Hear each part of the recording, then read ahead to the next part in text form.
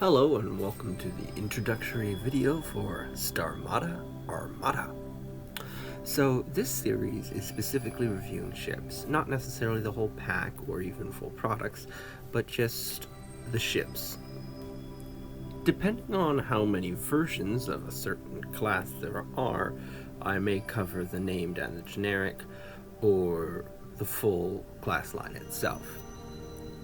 Now, one thing that this video is going to explain is the concept of tiers in regards to the ships. I usually organize my ships into 6 tiers, with sort of an optional 7th being for things like the oversized Borg cube or the Nor class station, just sort of in a class of their own. So allow me to get started and explain what these tiers are. Now, when I place a ship into a tier, I typically judge by the named version of said ship, not by the generic. However, I don't take into account the named ability.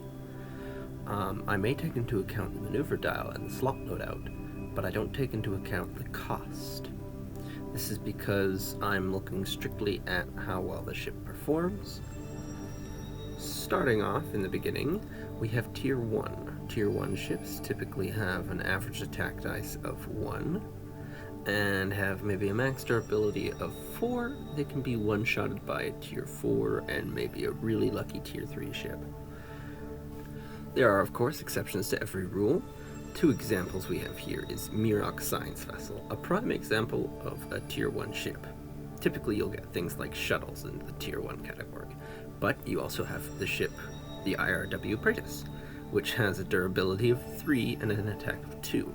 The fact that its durability is below 4 is what sort of sets it up in the Tier 1 category. Moving off into Tier 2, we find ships like the U.S.S. Reliant and the U.S.S. Pegasus, which have an average durability of 5 or 6 and average attack of 2.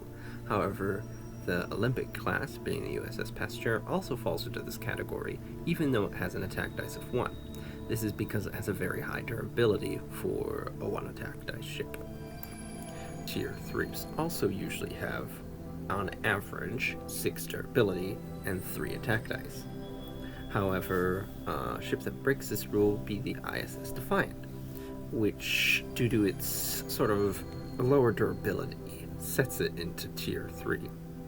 The Delta Flyer is perhaps the only shuttle in the game which actually makes it into Tier 3. Good way to look at Tier 3 is it between Tier 2 and Tier 4. If it's a Tier 2 ship that has 3 attack dice, then it's a Tier 3 ship. However, if the ship has a very high durability and only 3 attack dice, then that ship can be placed into Tier 4, along with the proper Tier 4 ships like the Nebula class and the Galaxy class. Examples of these exceptions being 3 attack dice ships which make it into the Tier 4 category are the Excelsior and the Dideridex. However, once we reach Tier 5, the amount of durability your ship has really doesn't matter because most Tier 5 ships are pretty beefy. Basically, if the ship throws 5 attack dice, toss it in Tier 5. If the ship throws 6 attack dice, toss it in Tier 6. Everything above Tier 6 basically just falls into Tier 6, except for those jumbo models like the oversized Borg cube. And that is the summary for the tiering system that I use when judging ships. I hope you enjoy the series.